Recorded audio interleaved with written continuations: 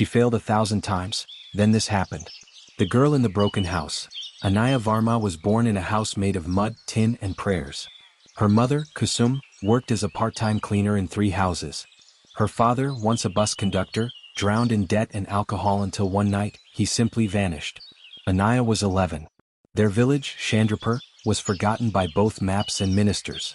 Electricity flickered like a lie, and school was a cement box with broken benches. The few girls who went were only marking time before they were married off by 15. But Anaya was different.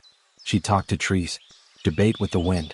Every evening she would climb on the roof with a torn science textbook and read aloud to the sky. She never had a room to herself, only a corner. No desk, just a sack stuffed with straw. No laptop. No Wi-Fi. Just relentless hope. The fire within. When she turned 15, she stumbled upon a YouTube video at a local cyber cafe titled, "What is the IAS?" She watched it 5 times. The idea that one person could change a village, end corruption, and force lazy officials to work, it lit a fire inside her. She went home and declared, "I want to be an IAS officer." Her mother froze mid-chapati, then laughed softly, bitterly. "Beta, we can't afford dreams." Her relatives called it madness. Girls were meant for marriage, not for Masuri training academies. Her mother begged her to learn stitching. But Anaya said, "I'll stitch books, not blouses." And so began her war. The first wounds after school, she joined a tailoring shop as an assistant to earn a few rupees. Every lunch break, she snuck into the library of a local NGO and read history, polity, economics. She copied notes by hand because she couldn't afford photocopies. When she gave her first UPSC prelims at 18, she was rejected. She hadn't understood half the paper. But it didn't crush her, yet. Her second attempt, she failed again. By a small margin. That one did sting. By the third failure, her relatives had started whispering. By the fourth, even her mother stopped waiting for results. By the fifth, she stopped telling anyone she was still trying. Rock bottom at 23, 5 years into the journey, Anaya broke. She had no job, no backup plan. Her health was failing due to stress. Her brother had dropped out of school to work.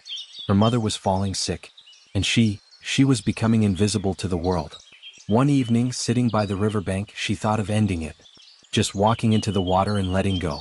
But then she saw a girl, not more than 10, begging for food in a torn school uniform. Something inside her snapped back into place. "This is why I started," she whispered to herself. "To stop this." And she returned home.